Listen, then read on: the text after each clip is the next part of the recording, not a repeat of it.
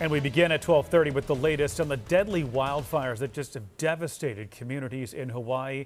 It's now been 1 week since the fires ignited. The death toll stands at 99. The governor has now called for the state attorney general's office to do a comprehensive review of what led up to those fires. In the meantime, search and rescue crews have made more progress searching the burned out areas of Lahaina. And ABC's Melissa Adon is live for us in Maui this afternoon. Melissa, you have the latest.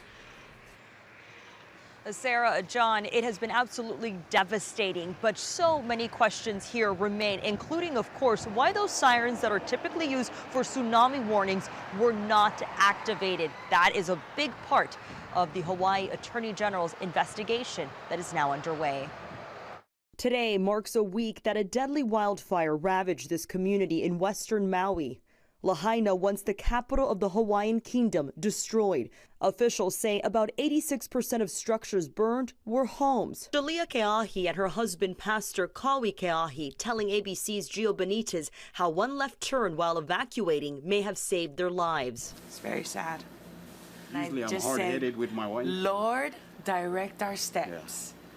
Yeah. Wow. And my husband turned left. Turned left. And I'm so thankful. Thank you, Jesus.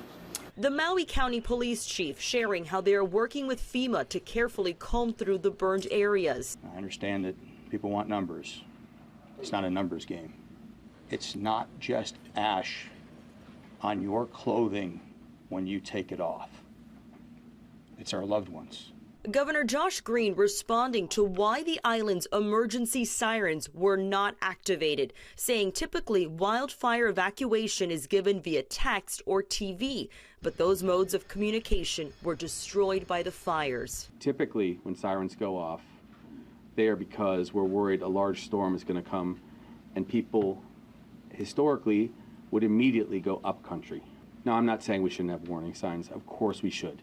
But it's a lot more complicated than that. Hundreds are still unaccounted for, officials urging survivors to provide DNA samples to help identify those who did not survive. Last night, a vigil was held for Joe Schilling. His family says he most likely died in the fire after remaining at his apartment with elderly residents unable to escape. There isn't anybody in the family who knew Joe that would be surprised that he would put himself at risk to help somebody else. Such a tragedy, really. And today there are expected gusty winds. It's a little bit of a concern for folks because while the winds won't be as strong as they were last week, the fires out here are still not yet 100% contained. So still a lot of work here to be done.